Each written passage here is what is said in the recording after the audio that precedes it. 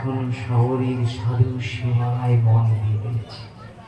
সদা সর্বদাই সাধু সেবা, সাধু সেবা, রাম নাম, রাম রাম রাম, সদা সর্বদাই রাম নাম করে সাধু সেবা। ওই পারেননি যে বলে সেই বেশি পারে। এই যে আপনি পারেননি বলছেন মানে আপনি বেশি করেন। আনন্দ যে যার মধ্যে টাকা আছে সেগুলো আমার টাকা আছে, যার মধ্যে বৈষ্ণবতা আছে সেগুলো আমার কিচ্ছু নাই। মন দিয়ে শুনে এই কথা বলছিলেন তোমরা দুজন, কথা কি পরে আমি শুনবো শেষে। এখন কথা কি আমার নজর আলাদা, পড়ার মোটা গেছে বুঝেছি। দুইজনে দ্বন্দ্ব করে না, একটু পরে বলবো ঠিক দুজনকেই দ্বন্দ্ব করা, মৎসরের দ্বন্দ্ব করবে। হ্যাঁ কি কি দ্বন্দ্ব হবে? হ্যাঁ 1 কিলো মুড়ি, হ্যাঁ আর একটু চানাচুর, এখানে প্রীতিভোজ করানো হবে সবাইকে। 1 কিলো করে তো ছুরি দিবে নাকি করিব। তাই মন দিয়ে শুনুন। এইভাবে কি করে সাধু সেবায় তৎপর, কিন্তু চন্ডাল কুলরমণী সবরী, চন্ডাল কুলে জন্মগ্রহণ করে কিন্তু প্রভুর সেবা তার মনটা অনেকটা অনেক বড়। কিন্তু আমরা উচ্চকুলে জন্মগ্রহণ করে ভগবানের সেবা করছি না কেন? অহংকারী, আমি ব্রাহ্মণ, আমি বৈষ্ণব, আমি কায়স্থ, আমি মাহিষ্য, এগুলো হচ্ছে জাতের অহংকার। এগুলোর দ্বারা কখনো অন্যের কল্যাণ হয় না, আমারও হয়। এই জন্য সবারই কি করে প্রাতকে, প্রাতক মানে জানেন প্রাতকে উঠেন, কে উঠেন? হাত তুলেন। প্রাতকে কে উঠেন? হ্যাঁ সবাই উঠেন। প্রাতকে মানে কটার সময়? 8টা তো নেই, সকালবেলা মানে কটায়? হ্যাঁ এই মা বলতেছে 3টা নাহলে 4টা, কেউ 3টা 4টার সময় উঠে ঘুম, হ্যাঁ 5টা, কোনটা ঠিক না? যতজন ততজন মত। ও তাহলে এইখানে যতজন মায়েরা আছে কেউ 5টার সময় ঘুম থেকে উঠে জ্বালায় ভগবানকে, কেউ আবার 3টার সময়। আরে ভগবানের ঘুমাবো 3টার সময় উঠে, তোমার 3টার সময় আমি তোমাকে ঘুম থেকে উঠাবো দেখি হবে? বলে না, ভগবানের সেবাটা হবে সব থেকে ভোরের বেলায়, সূর্য ওঠার 1 ঘন্টা 36 মিনিট আগে তাকে ব্রহ্ম মুহূর্ত বলে।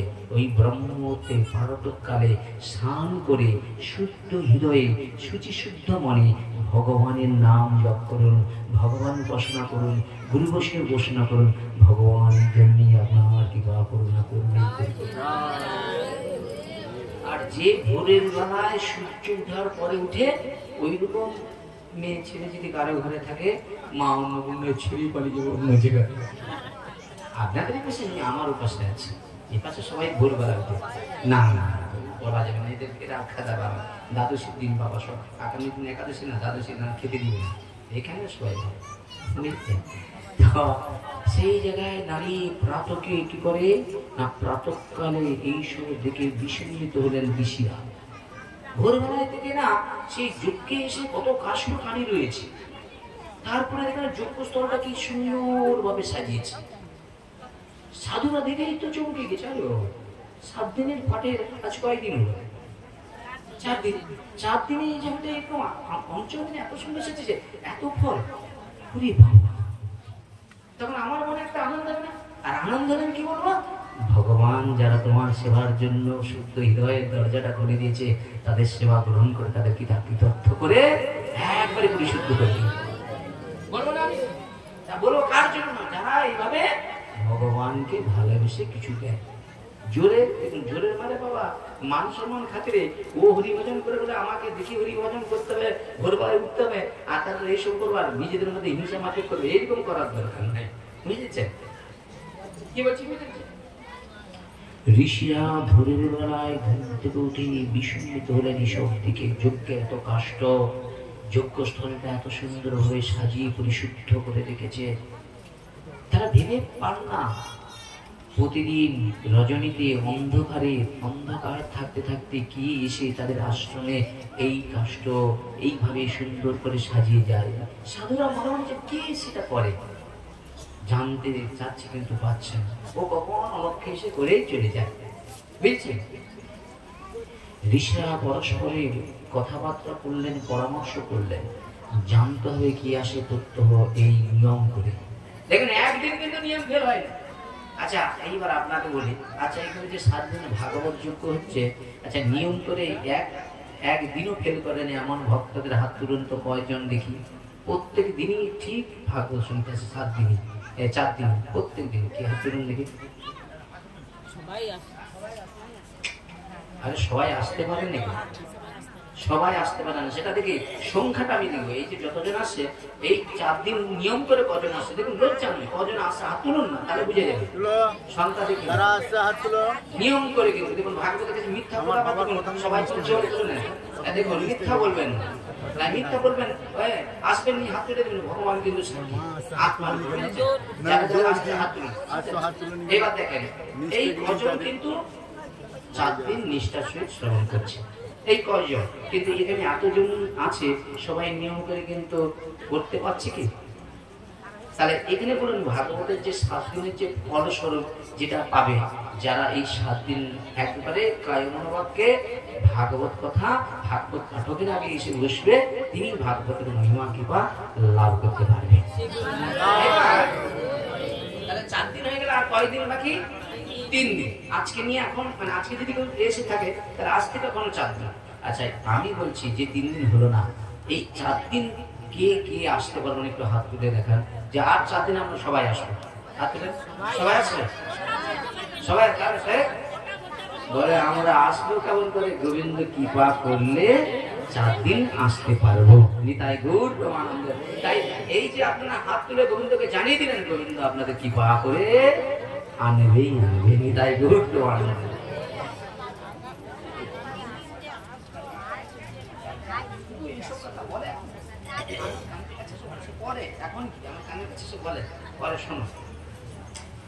এখন সেই জায়গাটায় দাঁড়িয়ে কি করলেন? সাধুরা দেখলেন নিয়ম মতো প্রত্যেক দিনই কি করে ওই ভোরের বেলা এসে সেবা দান করেছে, নিয়ম কিন্তু বের হচ্ছে না। আচ্ছা বলুন, আমরা যারা এই সংসারে রয়েছি আমাদের খাওয়া দাওয়ার স্নানের নিয়ম ঠিক আছে না বেঠিক আছে? আমরা ঠিক সময় মতো স্নান করি আর সময় মতো খাই আর ঘুমাই, ঠিক আছে, এই নিয়ম ঠিক আছে। তাহলে আমরা যদি এই নিয়মটা ঠিক রাখতে পারি, তাহলে এই ভাগবতেও নিয়মটা কিন্তু ঠিক ভোরবেলায় উঠে কাজ সেরে এইখানেও আসতে পারে নিয়ম মেনে নিতে হয়। গৌর প্রেমানন্দের আসবেন তো নাকি? হ্যাঁ, সবাই আসবেন। এখন এইভাবে সবরই নিয়ম মেনে সাধু সেবা করে, যেমন আপনারা যারা শুদ্ধ ভক্ত নিয়ম মেনে নিত্য ভগবানের সেবা করেন, স্নান করলে কি নিত্য ভগবানের সেবা করেন, তো সবারই এই নিয়ম যেমন মানে, তদ্রূপ আপনারাও যারা ভগবানের কাছে গুরুর কাছে আত্মনিবেদন করেছেন, আপনারা কি করেন ওই নিয়ম মেনেই কিন্তু এখানে যথাসময়ে এসে করেন। নিতাই গৌর প্রেমানন্দ। সবাই যখন স্থির করে মগ্ন থাকে, যজ্ঞের কাজ এনে রেখে যায়। বলে কি সবাই যখন ঘুমিয়ে থাকে, ঘুমিয়ে মগ্ন থাকে, সবরই তখন কি করে জাগে। খুব মন দিয়ে শুনুন দেখুন, তাহলে সাধু সেবাটা কিরকম বলে, সবাই যখন ঘুমায় আর ভক্ত কি করে সেই ঘুমন্ত অবস্থায় সাধু সেবা করে। তাহলে ভক্ত কিরকম চিন্তাধারা দেখুন, সে তার ঘুমটা কিন্তু ছেড়ে দিয়েছে, তার সাধু সেবাটাকেই বড় করে দিয়েছে। এই জন্য দেখবেন আমরা একটা ঘরে যদি মুরগি থাকে না, মুরগি বুঝেছেন, ওরাও দেখবেন সবার আগে ডাকা শুরু করে দেয়, ওরা বলে দেয় যে এই তোমরা উঠে পড়ো। একটা পুষের কাছ থেকেও আমাদের শিখতে হবে, আর তারা ডেকে আমাদের তুলে আমরা তার 8টা পর্যন্ত না দেখব না। শুনুন, সূর্য ওঠার পূর্বে যে ঘুমাবে তার মধ্যে কখনো ব্যাধি খুব কম হবে। প্রাতকের সুন্দর বাতাস, সুন্দর প্রকৃতির হাওয়া, তার ভজন, তার চিন্তা, তার সুখ আপনা থেকেই তার কাছে এসে যায়। তাই এই জন্য যে যত ঘুরে ভগবানের মহিমা শ্রবণ করবে, ভগবানের কীর্তন করবে, ভগবানের সেবা করবে, সেই সেবাটাই সব থেকে শ্রেষ্ঠ সেবা হলো ভোরের বেলা ব্রহ্ম মুহূর্তে সেবা করবেন। তো নাকি সবাই? হ্যাঁ, আমার একটু করে লাগবে না, এগিয়ে লাগবেন, আমি তো এখানে পিছিয়ে যাচ্ছি, করে দিবেন, করবেন একটু গোবিন্দকে জানাবেন। তো এইভাবে কি করে না, এইভাবে ভোরের বেলায় কি করে না, সাধুরের সেবা করবার জন্য ভোরের বেলায় উঠে সে কি করে না, যজ্ঞ আদি স্থানে যে যে প্রয়োজনীয় বস্তু, সেই যজ্ঞের কাষ্ঠ টাষ্ঠ সব রেখে যায়। রোজকার রোজের মতো রাত্রি গভীর হলেই শহরে এলো, বয়ে আনা কাঠের বোঝা নামিয়ে রাখে। আর তখন কি করে, সাধুরা মনে মনে চিন্তা করেন কে কাজ করে আজকে, পরস্পর কি করলেন না ঘুমিয়ে পাহারা দিচ্ছে, কে আসে আমাদের এই সব দিয়ে যায়, ধরতে হবে, বুঝেছেন? চোর ধরতে হবে, বুঝেছেন? চোর নয়, সাধু সেবা করে। তবু সাধুতে দেখেন ওই যে দিয়ে যায়, ওরে ধরতে হবে। শবরী মাথায় করে ভগবান প্রভুর নাম কোনো কথা কীর্তন করতে করতে কাষ্ঠ মাথায় নিয়েছে, ওই মাথা থেকে যেই কাষ্ঠটা নামাবে সাধুরা কি করে যে ধরে ফেলেছে। সাধুরা কি করেছে, সঙ্গে সঙ্গে কি করলেন না, তখন ঋষিরা সেই সামনে এসে কি করলেন, দাঁড়িয়ে পড়লেন, বুঝেছে? ভয়ে সংকুচিত কম্পিত শবরী ভয়ে সাধুদের দেখে কাঁপছে। হায় হায়, সাধুরা জানতে পেরে যদি যায় আমি নিজ করে জন্মগ্রহণ করছি, আমি চন্ডালগুলো রমণী সাধু সেবা করছি, এটা জানতে পারলেও সাধুরা তো আমার অনেক বকাবকি করবে, বুঝেছে? এই যে গুরু বৈষ্ণবের সেবা কিন্তু লুকিয়ে লুকিয়ে করতে হয়, প্রসাদ দিতে হয় কিন্তু লুকিয়ে লুকিয়ে। প্রভু একটু প্রসাদ দিবে, এটা করতে নেই, কেন লুকিয়ে নিতে হয়। তবে সাধুর কৃপাটা কারোর সামনে দেখিনি না, এসে মনে করে বাবা বড় নিজে, আমি মনে করো আমি বড় বিস্কুট হয়ে গেছি, ব্যাস ধুম করে পড়ে যাবে। জয় বিজয়, জয় বিজয় জানেন, একবার সে উপরে ছিল, একটু ভুল করে একবার নিচে পড়ে গেছে। এই জন্য কখনো সাধু বৈষ্ণব এরা কি করে, নিজেকে অন্যের থেকে অনেক ছোট মনে করে আর অন্যকে তার চোখে অনেক বড় করে। সেই জন্য প্রকৃত সাধুর সঙ্গে যে আসে সে ছোট ব্যক্তিটা অনেক বড় হয়ে যায় একদিন সময়ের কাছে। তো সেই জায়গায় নানি শবরী থরথর করে কাঁপছে, ভয়ে ভীত হয়ে গিয়েছে, ভাবছে শাস্তি নাই তার উপর ঘোষিত হয়, মানে শাস্তি ঠিক আমার উপরে পড়বে। আমি যে চন্ডাল করে জন্মগ্রহণ করেছি, এই নিজ করে জন্মগ্রহণ করে সাধু সেবা তো কখনো ঠিক না। সাধুরা যখন আমার ধরে ফেলেছে আর বলছে আমার শাস্তিরও ব্যবস্থা করবে। এই জন্য সেই শবরী কাঁপছে থরথর করে, কি হবে উপায় খুঁজছে, বুঝেছে? এইবার সাধুরা সেই শহর থেকে কি বললেন, না আচরণ নিষ্ঠ ঋষিরা প্রতি উন্মত্ত হয়েছে। আচরণশীল ঋষিরা, ওরা আচরণ প্রচুর, ওদের আচরণ, এই যাদের আচরণ থাকে তার একটা অহংকার থাকে। কি বলছি বুঝেছে? আচরণ যে করে নিজেকে মনে করে আমি আচরণশীল, তার মধ্যে একটা অহংকার থাকে। এই শোনো, এই তুমি কিন্তু ছুবে না, এই জলটা ফেলে নিয়ে এসে হাত দিয়ে দিয়েছে, যাও যাও, এই যাও। দেখুন, তুমি এক গুরুদেবের শিষ্য, উনি এক গুরুদেবের শিষ্য, তুমি ভগবানকে ভোগ নিবেদন করে প্রসাদ পাও, উনিও ভগবানকে ভোগ লাগিয়ে প্রসাদ পায়। তুমি কি করেছো, দেখছো যে সাধু জল চাচ্ছে, জলের বোতলটা দিয়ে দিচ্ছ, না না এটা সরিয়ে দাও, এই তুমি যাও। মানে ওনার শিষ্যই শিষ্য, আরে বেকার, এর কোনো মূল্য নেই, এটা হয় না। দেখুন, সাধু মানে কি, সবাইকে সমান চোখে দেখাই হলো সাধুর কর্তব্য। এক আসনে যখন আপনারা বসেন, সেই যে এক আসনে বসেন, আপনি তো তিলক করে বসেন, আপনার পাশে তো তিলক করে বসেন, তাহলে আপনি আর উনি পৃথক না আলাদা? আলাদা, হ্যাঁ, একই তো, একই সমান তো। আচ্ছা, উনি যখন আপনারা কোনো কিছু দিতে আসবেন তখন আপনি নিবেন? বলে না না না, আপনার হাতে নেওয়া যাবে না। আচ্ছা, তাই না নিলেন না, এখন আপনার ব্যাধি হচ্ছে, ও যদি বলে ওনার 2 বোতল রক্ত দরকার, উনি দিবে, আপনি নিবেন না? নিবেন না, তখন কিন্তু নিবেন, বাঁচবে না, এগুলি বাঁচবে বেশি। আচ্ছা, যদি ওনার হাত সেবা করে দিতে আপনি মরে যান, আপনার ক্ষতিটা কি হবে? বলে না, এখানে প্রশ্ন, আপনি যদি প্রকৃত প্রহ্লাদের চিন্তা ভাবনা নেন, তাহলে প্রহ্লাদ তো অসুরকুলে জন্মগ্রহণ করেছিল, প্রহ্লাদের পিতা হিরণ্যকশিপুর কাছে বিষ দিয়ে পাঠিয়েছিল, প্রহ্লাদ ভগবানকে জানে সেই বিষটাই গ্রহণ করেছিলেন, সেটা অমৃত হয়ে গিয়েছিল। আপনি ওনার হাত থেকে কি নেবেন? যেটা ভগবানকে দেওয়া যায়, ফল নেওয়া যাবে, নিয়ে যাবে, জল নিয়ে যাবে না, জল নিয়ে যাবে। ধরুন আপনি একজন পথিক, হ্যাঁ, রাস্তায় যাচ্ছেন, হঠাৎ যেতে একটা ওই মুসলমান পাড়া দিয়ে যাচ্ছেন, হঠাৎ আপনার মাথাটা ঘুরিয়ে গেছে, মুসলমান যাচ্ছে, জল দিচ্ছে, ছিটে দিচ্ছে, আপনি যে পাশ্চিত্য করবেন তো দেখে, জল হওয়ার কোনো ব্যাপার আছে নাকি? হয়েছে? দেখুন, এইগুলো দেখুন, দেখেন নিষ্ঠাটা দেখেন, এই যে নিষ্ঠা ভালো, আমি যে নিষ্ঠা করে আমি তাকে শ্রদ্ধা করি, কিন্তু প্রশ্ন হচ্ছে দোকান থেকে এই বোতলটা কিনে আমি জল খেতে পারি, কিন্তু এই ভক্তি সহকারে এটা খাওয়া যাবে। এটি কি আমি, আর যে বানাইছে দোকানে যে লোকটা, সেই লোকটা কি মানে সেই লোকটা কি একেবারে সদাচারী ছিল? বলে না জল দোকানের জল চলবে, কিন্তু না হাতের জল চলবে। দেখুন আমি কিন্তু কাউকে নিমন্ত্রণ করছি, শুধু বিচারগুলোকে আমি উপলব্ধি করার চেষ্টা করছি। এইরকম করলে কি ধর্ম করা যায়? এই ধর্ম কি চৈতন্য মহাপ্রভু শিখিয়েছে।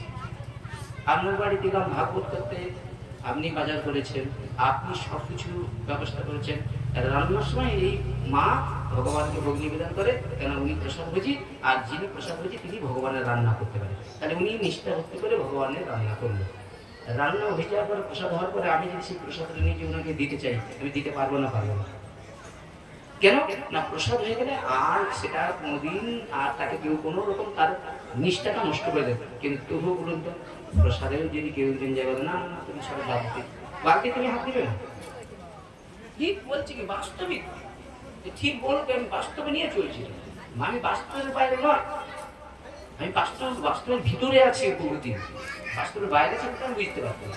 তাহলে যে লোকটা বাজার করলো, সবকিছু করলো, কিন্তু সে নাকি ছুঁয়ে দিলে কিন্তু তার নষ্ট হয়ে যাবে। আচ্ছা তাই মানছি, সবটাই মেনে নিলাম, হ্যাঁ তা আমি সবই মেনে নিয়েছি। আচ্ছা ওই বাবু যখন পকেট থেকে 500 টাকার নম্বরগুলো দিয়ে আপনার হাতে ধরিয়ে বলছে, বাবা আপনার দক্ষিণাটা দিন, তখন আমি ফট করে নিয়ে ফট করে পকেটে তুলে দিলে, হ্যাঁ তখন নিয়ে নিবে। মানে এটাই দোষ নাই। কেন দোষ নাই? বলে এতে গান্ধী মার্কা ছবি আছে, বুঝেছেন? কিন্তু ওর মায়ের প্রীতি আছে। ও জানে যে সাধু সেবায় যদি আমার নিষ্ঠাটা নষ্ট, মানে আমার নিষ্ঠা ভক্তিটার দ্বারা যদি ওই ভুলটা করি, অপরাধ আমার হবে। আমি মনে করি আমি ভক্ত বৈষ্ণবে যতটা আমার ভয়, তার থেকে অনন্ত ভয় ওনার আছে। যদি ভুল হয় আমার সাধু বৈষ্ণব যেন হরা হবে, ঠিক না?